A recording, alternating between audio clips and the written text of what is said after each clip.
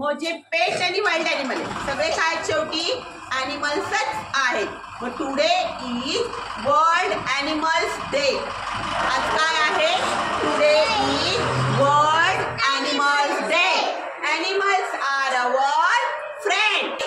Animals are our friends. We should love them, care for them and protect them. म्हणून आपण त्यांना काय केलं पाहिजे? प्रेम केलं पाहिजे त्यांच्यावर आणि त्यांचं संरक्षण पण केलं पाहिजे. Love animal, save animal. आले का लक्षात? नाहीतर आम्ही काय करतो? आमच्या घरात मांजर असते, आम्ही मांजरीशी खेळताना तिची शेपटी ओढतो. आमच्या घरात डॉग असतो, त्या डॉगचे आम्ही कान ओढतो, शेपूट ओढतो. असं करायचं नाही. प्राण्यांवर काय करायचंय? प्रेम करायचंय. आले लक्षात? आणि त्यांची काळजी पण घ्यायची आहे. Each animal is important. प्रत्येक प्राणी हा महत्वाचा आहे. समजलंय सगळ्यांना? त्यामुळे don't hurt them, just love them.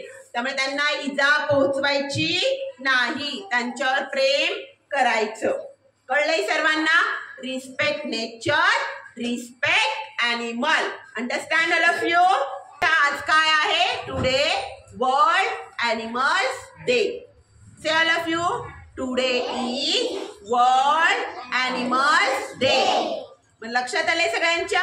ॲनिमलला hurt करायचं नाही. आपल्या घरात जरी आपले पाळलेले कुत्रा, मांजर, ससा पण असतो काहींच्या घरी, त्याचे कान, शेपूट ओढायची नाही. आपल्याला त्यांचा सॉफ्ट आवडतो, सॉफ्ट टच. कोणाचा? रॅबिटचा, माऊचा आणि डॉगीचा पण. म्हणून सारखंच त्यांना असं चिवकत राहायचं नाही, सारखंच त्यांना थोपटत राहायचं नाही. आपल्याला वाटतं आपण त्यांच्यावर प्रेम करतो, पण त्यांना त्याचा त्रास होत असतो. कळलंय सर्वांना? मग आपल्या समोर हे सगळे नर्सरीचे मुलांच्या हातात ॲनिमल्स आहेत. आले लक्षात? कोणकोणती ॲनिमल आहे पहा बरं.